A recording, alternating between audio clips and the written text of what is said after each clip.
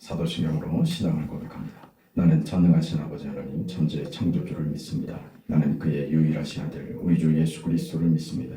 그는 성령으로 잉태되어 동정녀 마리아에게서 나시고 본디오 빌라도에게 고난을 받아 십자가에 못 박혀 죽으시고 장사된 지 사흘 만에 죽은 자 가운데서 다시 살아나셨으며 하늘에 오르시어 전능하신 아버지 하나님 우편에 앉아 계시다가 거기로부터 살아있는 자와 죽은 자를 심판하러 오십니다. 나는 성령을 믿으며 거룩한 공교회와 성도의 교제와 죄를 용서받는 것과 몸의 부활과 영생을 믿습니다. 아멘. 287장 찬송합니다.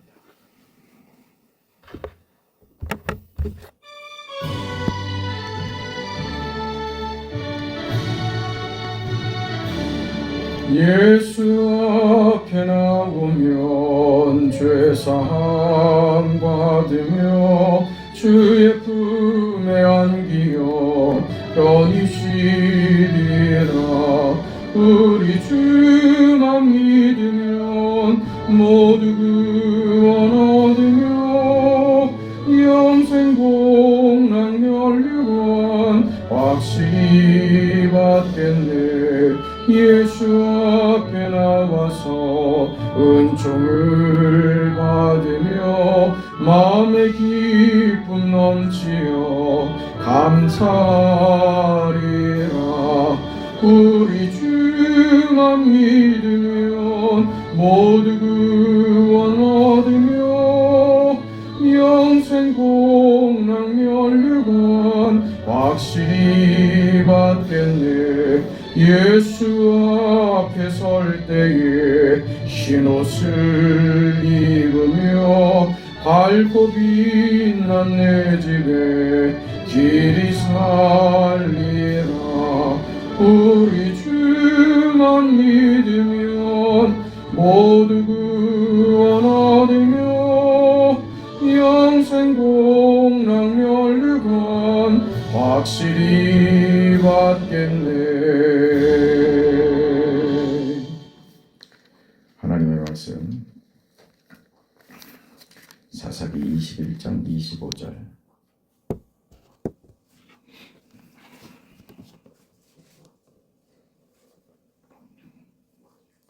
사사기 강의를 오늘로 마치도록 하겠습니다. 25절을 한 번 더 봅니다. 하나님의 말씀을 우리 함께 읽습니다.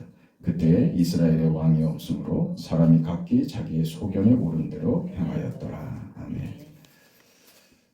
왕이 없는 시대였기 때문에 우리가 망하게 되었다. 그게 백성들의 아우성이었습니다. 왕이 없어서가 문제가 아닌 것이다. 왕은 통로일 뿐이다. 어떤 직위나 어떤 직분이나 다 통로일 뿐이다. 너희도 하나님의 역사와 은혜와 창조와 그 사랑을 받아서 누리고 나누는 통로로서의 역할이 너희들의 인생이다. 그런 가르침을 줬습니다. 그러면서 왕으로서 상징되는 두 사람, 다윗과 사울을 예를 들어서 설명했습니다. 그 사울이 왜 망했는가? 사울은 백성을 두려워했습니다. 하나님은 그 백성을 위한 자기 왕직과 자기 권력을 위한 수단으로 여겼던 것이죠. 그래서 사울은 망했습니다. 왜 사울은 망하는 길을 가고 끝끝내 돌이키지 않고 망하고 그렇게 죽고 말았을까? 다윗은 위대한 왕이었습니다. 누구도 부인하지 않을 위대한 인생을 살았습니다.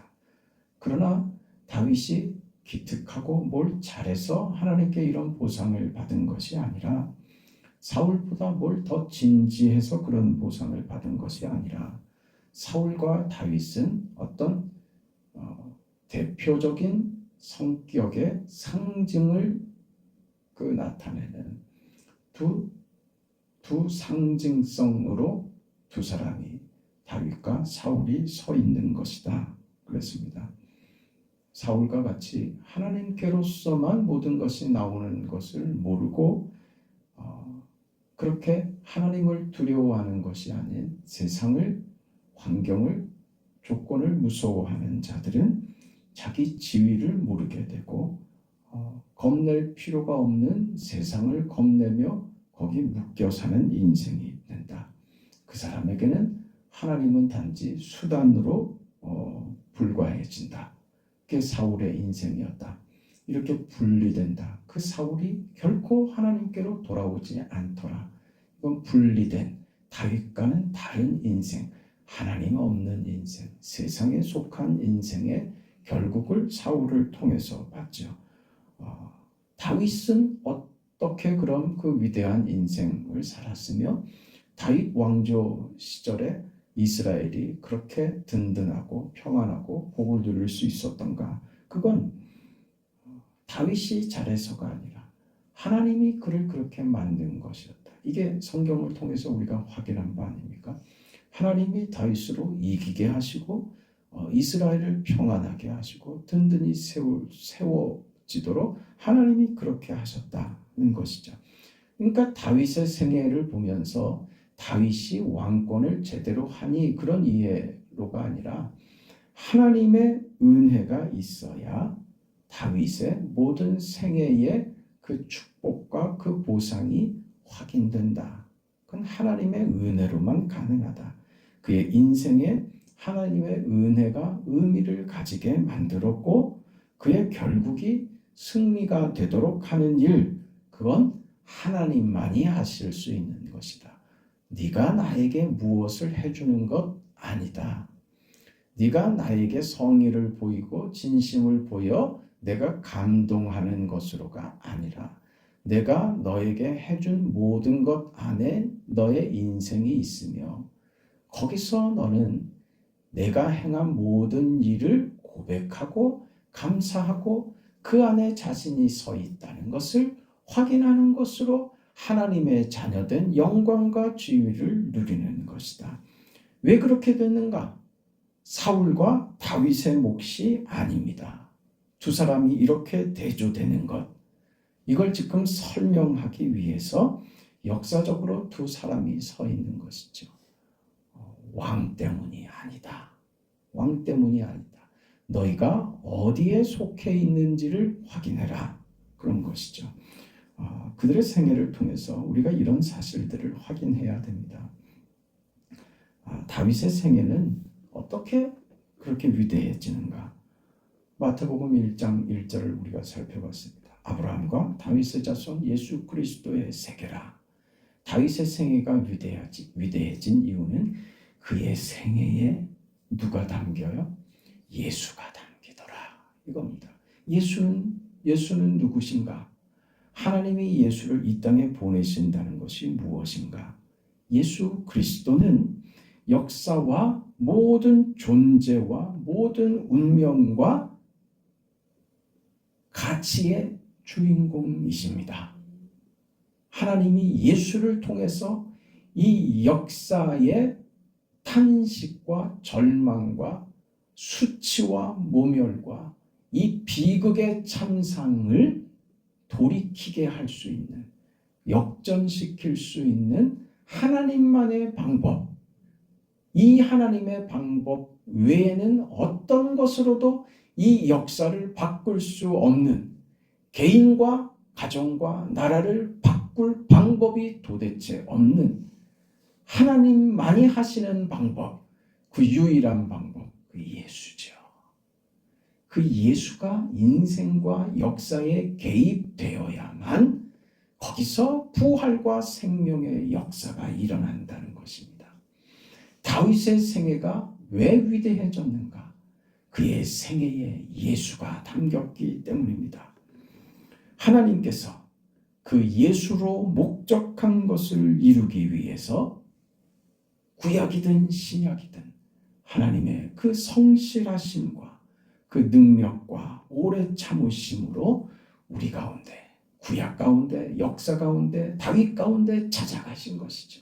오늘 우리 가운데, 우리 삶 가운데, 우리 현실과 정황 속으로 찾아 들어오신 겁니다. 무엇으로? 예수로, 십자가로 말입니다. 그 하나님의 성실하심과 열심과 포기하지 않으시는 하나님의 그 의지가 말이죠. 우리가 아무리 못나게 굴어도 그것을 극복하시며 의지를 가지고 인생 가운데, 역사 가운데 찾아 들어오시는 하나님, 그게 무엇이다? 그게 예수로 지금 상징되는 것입니다. 그게 하나님의 의지입니다. 그게 하나님의 은혜란 말입니다. 그것을 무엇으로 보여주셨느냐? 예수로 보여주신 것입니다. 그 로마서 4장에 가보면 이런 기가 막힌 이야기가 나옵니다. 1장에 그런 4장 1절에 그런즉 육신으로 우리 조상인 아브라함이 무엇을 얻었다 하리요? 만일 아브라함이 행위로서 의롭다 하심을 받았으면 자랑할 것이 있으려니와 하나님 앞에서는 없느니라. 성경이 무엇을 말하느냐? 아브라함이 하나님을 믿음에 그것이 그에게 의로 여겨진 바 되었느니라. 일하는 자에게는 그 삭시 은혜로 여겨지지 않고 보수로 여겨지거니와 일을 아니할지라도 경건하지 아니한 자를 의롭다 하시는 이를 믿는 자에게는 그 믿음을 의로 여기시나니 일한 것이 없이 하나님께 의로 여기심을 받는 사람의 그 복에 대해서 누가? 다윗이 이렇게 얘기합니다. 다윗이 무엇이라고 말하느냐? 다윗이 말한 바 불법이 사함을 받고 죄가 가리워짐을 받는 사람들은 복이 있고 주께서 그 죄를 인정하지 아니하실 사람은 복이 있도다 함과 같으니라. 아브라함은 믿음의 조상이라고 합니다. 이 말이 무엇을 의미하는 것이냐? 아브라함은 오늘 다윗을 이야기하는 것처럼 아브라함은 어떤 상징으로 서 있는 거예요. 어떤 상징? 믿음으로 하나님의 자녀가 되고 믿음으로 이 믿음의 조상이 되는 그 시발점이 됐다. 그게 누구냐? 아브라함이다. 아브라함이 아브라함 된 이유가 어디에 있다고? 믿음에 있다고 성경이 말씀하는 거예요. 그가 자격과 조건으로 이 하나님의 은혜를 얻었다면, 그가 의로운 인생이 되었다면 그건 자기 자랑이 되겠지만 아브라함은 자랑할 것이 없다. 그가 노력하여 얻은 보상이 아니라, 삭시 아니라 조건도 자격도 없이 하나님께 그저 받은 은혜이기 때문에 그는 하나님 앞에서 자랑할 것이 없는 자로 서 있는 것이다. 그가 받은 의다. 그가 받은 선물이다. 그는 하나님께 은혜로 서 있는 자의 상징으로 그렇게 서 있는 것이다. 그래서 믿음은 뭐라는 거예요? 믿음은 우리가 할 수 없는 것입니다.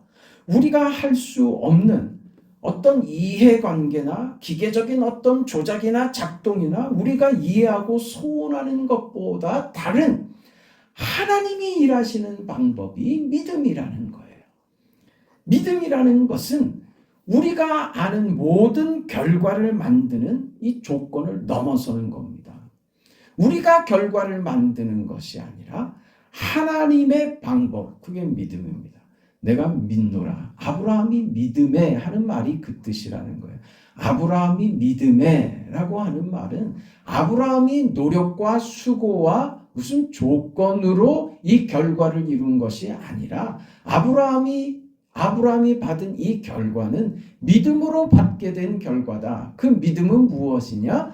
그 사람이 가지고 그 사람이 만든 결과가 아니라 그 사람의 조건이 아니라 하나님의 방법이다. 그게 믿음이다. 그 하나님의 방법이 무엇이냐? 하나님이 인생을 구원하시는 하나님의 역사이며 일하심이며 하나님의 손길이다. 그걸 무엇으로 해요? 예수로 확인했다. 그게 구약이나 신약이나 구체적인 증거가 바로 예수다. 이 얘기를 하는 것이죠. 그래서 다윗이 이 말을 하는 거예요. 그는 구약에 이미 이 은혜를 누렸거든요.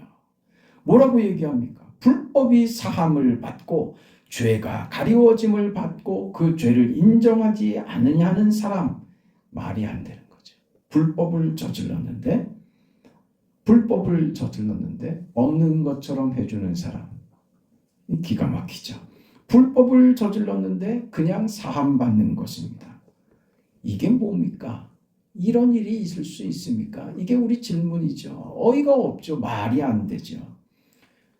원칙이 무시된 것 아닙니까? 죄를 졌는데 왜 죄가 없는 것처럼 돼버립니까? 왜 죄가 무시되냐 이거죠. 이건 불법을, 무질서를 조장한다는 것이 아닙니다. 우리가 우리를 책임질 수 없는 것 말입니다. 우리는 벌을 받아 마땅한 그 일에 우리는 해결할 수 없는, 방법이 없는 인생에게 해결하시는 하나님의 능력, 그렇게 하나님은 인생 가운데, 인류 가운데 하나님의 역사를, 방식을 그렇게 행하신다 이겁니다. 다윗이 그것을 본 겁니다. 그래서 무책임해도 된다는 말입니까? 우리에게 아무 책임이 없는 것입니까? 이렇게 묻는 것은 정말 바보 같고 소극적이고 가장 멍청하고 최악의 상상이죠. 그러니 함부로 해도 됩니까? 은혜를 알고 감사를 아는 사람이 그래서 계속 그 짓을 하겠다고요. 그건 말은 될 수 있을지 모르지만 그건 있을 수 없는, 말이 안 되는 겁니다. 잘못한 자를 처벌해서 의를 세우시는 것이 아니라 그를 구원하여 세우시는 의, 예수, 그게 하나님의 방식입니다. 우리가 이해할 수 없는 범위 밖에, 이해 밖에 있는 그 예수, 하나님의 방법입니다. 하나님의 크심이며 높으심이며 깊음이며 넓이입니다. 그것으로 하나님이 인류를, 우리 인생을 품어버리신다 이것이죠. 이제 우리 사사기의 답을 얻게 되지 않겠습니까? 여러분, 덮어버리신다고요. 그 못남을, 그 악독을, 그 참상을, 그 비극을, 그 못남을, 그 사사시대를 하나님이 그 날개로 덮어버리신다고요. 저들을 처벌해서 세우시는 의가 아니라 너희들을 보느냐? 너희들을 보느냐? 나를 떠난 너희 인생들의 비극과 참상을 보고 있느냐? 그것으로 나는 너희를 처벌하는 방식으로 너희를 무찔러 내고 너희를 없애버리고 삭제하는 방식이 아니라 너희를 구원하여 의를 세우는 나의 방식, 너희 인생들이 이러기에 내가 너희가 조건이고 너희가 자격이 되는 방식이 아닌 내가 너희들에게 내 생명을 주는 방식, 예수를 주어 십자가에 죽게 함으로 너희를 구원하는 하나님의 이 방식 외에는 인생에게, 인류에게, 이 세상에 소망이 없다. 그게 무엇이 사사기가 증언하고 웅변하고 있는 겁니다. 그래서 로마서 뒤에 가면 이렇게 얘기합니다. 아브라함이 바랄 수 없는 중에 바라고 믿었으니 이는 내 후손이 이같으리라는 말씀을 많은 민족의 조상이 되게 하려 하심이라. 그가 백세나 되어 자기 몸이 죽은 것 같고 사라의 태가 죽은 것 같음을 알고도 믿음이 약하여지지 아니하고 믿음이 없어 하나님의 약속을 의심하지 않고 믿음으로 견고하여져서 하나님께 영광을 돌리며 약속하신 그것을 또한 능히 이루실 줄을 확신하였으니 그러므로 그것이 그에게 의로 여겨졌느니라. 우리가 받은 의입니다. 우리가 받은 믿음입니다. 보지 않는 것을 보는 것처럼 사는 것입니다. 잡히지 않는 것인데 잡고 가는 실상을 보고 가는 것처럼 사는 것입니다. 이게 믿음으로 사는 것이죠. 없는데 실제 하는 것입니다. 이게 믿음으로 사는 것입니다. 예수로 사는 것이죠. 이 세상 속에서 세상을 보면 답답하고 화나고 마음에 들지 않는 것 투성입니다. 이걸 내가 마음에 드는 대로 바꾸어야겠다고 생각하는 것은 믿음의 태도가 아니란 말이에요. 구체적으로 이것이 어떻게 실현되는가 25절에 보면 예수는 우리가 범죄한 것 때문에 내줌이 되고 또한 우리를 의롭다 하기 위하여 살아나셨느니라. 우리가 예수를 죽입니다. 우리가 죽인 예수가 예수를 죽인 나를 구원하기 위하여 살아내십니다. 부활하십니다. 그리고 이건 아니다 하고 죽인 나를 위하여 내가 죽인 그 예수가 다시 살아 부활의 생명으로 나를 끌어들이는 것, 이게 하나님의 방식입니다. 그러니 우리에게 이렇게 말하는 겁니다. 네가 죽인 네 자신, 네가 스스로 죽는 네 자신도 네가 살려낼 수 없거든. 내가 너를 살려낸다. 이게 하나님이십니다. 너는 죽는 것밖에 방법이 없고 하나님마저 죽인 너를, 가망이 없고 방법이 없는 너를 내가 살린다. 네가 죽인 나를, 네가 나를 죽였는데 내가 다시 살아 너를 살린다. 이게 기가 막힌 것이죠. 이게 우리가 믿는 믿음이며, 이게 우리가 얻은 의며, 이게 우리가 받은 용서며 구원인 것입니다. 그러니 사사기의 결론이 이스라엘이 그때는 왕이 없어서 각기 자기 소견에 오른 대로 행하였다. 이건 왕이 없었기 때문이 아니다 이 말입니다. 왕이 없어서 몰랐다. 왕이 있었을 때는 그러면 잘했느냐? 왕이 있어도 못했다. 왕 스스로도 몰랐다. 사사기의 이 말은 왕 때문이 아니다. 왕은 하나님만이다. 너희는 몰랐다. 모든 인생과 모든 세상과 모든 인류는 다만 하나님의 은혜, 하나님의 은혜로만이 생명과 승리와 영광이 있다. 그걸 확인시키는 것이 사사기다. 포기하지 아니하시는 그 하나님이 우리가 선택하여 우리가 마땅히 받아야 할 심판과 징벌의 모든 자리까지 그 하나님이 찾아 들어오신다. 그게 사사기다. 하나님은 포기하지 않으신다. 왕도 실패하고 백성도 실패한다. 그러나 하나님은 포기하지 않고 찾아오신다. 그것이 예수의 오심이다. 아브라함과 다윗의 자손 예수 그리스도의 족보입니다. 그렇게 인생 가운데, 사사기 가운데, 좌절과 절망과 이 참상과 비극의 인생 가운데 하나님이 찾아 들어오십니다. 십자가를 지고 찾아 들어오십니다. 사사기가 보여주는 것이죠. 이게 도대체 성경의 내용일 수 있는가 하는, 우리가 보면서 답답해하고 우울해하고 절망스러워하는 그 세상과 그 현실 속으로 배신이 있고 불륜이 있고 어리석고 공포가 있으며 말이 안 되는 잔혹한 세상 속으로 예수께서 걸어 들어오시는 겁니다. 그런 너희 때문에 내가 죽었다 하고 왕이신 예수가 만왕의 왕으로 사사기 안으로 걸어 들어오시는 겁니다. 그게 여러분에게 이렇게 얘기하는 겁니다. 어디까지 가든지 어디까지든지 한번 가봐라. 내가 못 담을 자리가 없다. 그럼 아무데나 가도 됩니까? 그러면 안 되죠. 망해도 됩니까? 됩니다. 그러나 망하지 않도록 애쓰세요. 내 인생이 불쌍하잖아요. 우리 인생이 측은하잖아요. 왜 함부로 삽니까? 왜 하나님의 뜻을 저버립니까? 왜 자기 고집대로 해서 하나님의 마음을 상하게 합니까? 그럴 이유가 없죠. 그러나 잘못해도, 망하는 인생을 가도 그곳에도 하나님은 그 인생을 담으신다. 이게 사사기입니다. 어디까지든지 와봐라. 내가 못 담을 자리가 없다. 내가 어디까지든지 찾아갈 것이다. 그게 사사기입니다. 그게 예수요 십자가입니다. 사사기를 통해서 우리가 십자가를 보질 않으면 사사기는 그저 절망이며 비극이며 비참함입니다. 참담함입니다. 우리 인생이죠. 내 인생에 비극밖에 보이질 않는 것입니다. 십자가가 담기지 않으면 어느 인생이든 비극입니다. 절망입니다. 살아갈 가치가 없는, 차라리 죽어버리고 말지. 이게 모든 인생입니다. 용기가 없어서 못 죽는 것이지. 예수가 담길 때 그 인생이, 사사기가 달라지는 것입니다. 왕이 오면 해결되는 문제가 아니란다. 사사기의 결말에 우리가 서는 것입니다.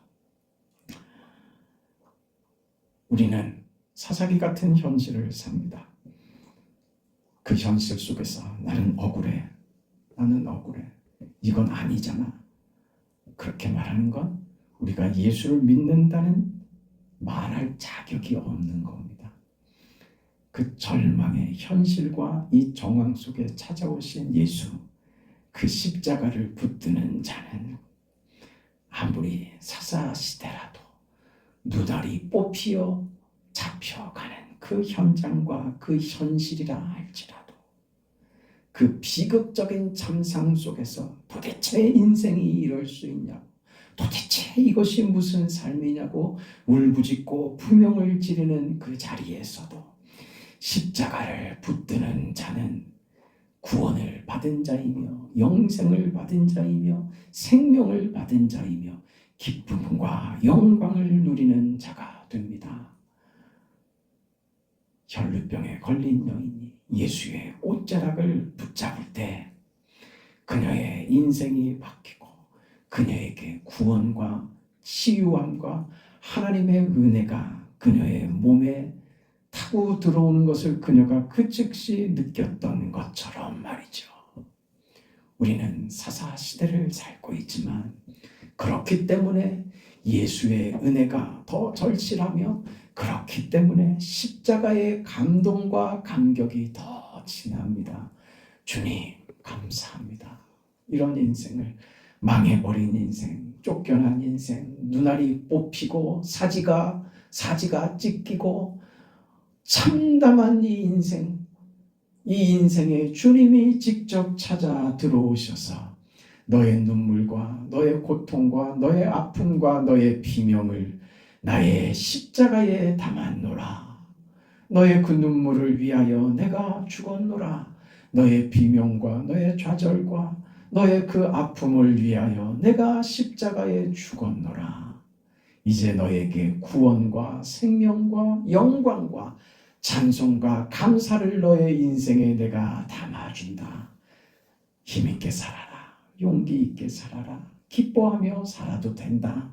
이제 주눅들지 않아도 된다. 이제 슬퍼하지 않아도 된다. 네 인생 기뻐하며 즐거워하며 감사하며 기도하며 살아도 된다. 하나님이 오늘 우리에게 사사기를 통해서 주시는 말씀입니다. 우리의 왕은 하나님이십니다. 우리 왕 되신 하나님께로서 우리의 필요한 모든 것이 나옵니다. 그 인생을 사는 여러분들의 즐거움과 감사와 그 영광과 명예가 여러분 생命가운데 가득하시기를 축복합니다. 거룩하시고 자비하신 하나님 감사합니다. 우리가 무엇으로 소망을 이야기하며 무엇으로 감사를 얘기하며 우리 인생 가운데 어떻게 구원과 소망과 영생과 생명을 기대할 수 있겠습니까? 하나님, 비명으로만 가득한 우리 인생에 도무지 답이 없는, 해결할 길이 없는 우리 인생에 십자가를 짊어지고 그 위에 못 박히신 예수로, 피를 흘리는 그 예수로 우리 인생 가운데 부활하신 주님이 찾아오시니 감사합니다. 우리 인생을 바꾸시고 구원하시고 그 십자가로 우리 인생이 이제 기쁨과 감사와 영광으로 다른 인생을 살 수 있는 천국의 백성이 되며 하나님의 자녀가 되는 영광과 그 귀함과 높은 신분을 우리에게 허락하셔서 위대한 인생을 살아갈 수 있게 하심을 감사합니다. 다윗이 받은 위대한 생애, 아브라함이 얻은 믿음으로 얻은 위대한 생애, 그것이 오늘 우리에게도 동일하게 위대한 인생으로 허락되셨음을 감사합니다. 이 인생을 살아가는 사랑하는 성도들 모두가 되게 하여 주옵소서. 비록 현실은 사사 시대와 같이 비극이요 참담하며 비참한 현실이지만 이곳에 십자가를 붙들고 있는 우리에게는 이 현실이 문제가 되지 않는다는 것을 알고 오직 하나님을 왕으로 모시고 섬기며 살아가는 우리 인생이 찬란하게 됨을 보게 하여 주시옵소서. 그 인생길을 영광으로 걸어가게 하여 주시옵소서. 우리 기도에 하나님 응답하시며 우리 가는 곳마다 하나님의 영광으로 빛나게 하시옵소서. 예수님의 이름으로 축복하며 기도합니다. 아멘. 하늘에 계신 우리 아버지여, 이름이 거룩히 여김을 받으시오며 나라가 임하시오며 뜻이 하늘에서 이루어진 것 같이 땅에서도 이루어지이다. 오늘 우리에게 일용할 양식을 주시옵고 우리가 우리에게 죄 지은 자를 사하여 준 것 같이 우리 죄를 사하여 주시옵고 우리를 시험에 들게 하지 마시옵고 다만 악에서 구하시옵소서. 나라와 권세와 영광이 아버지께 영원히 싸움나이다. 아멘.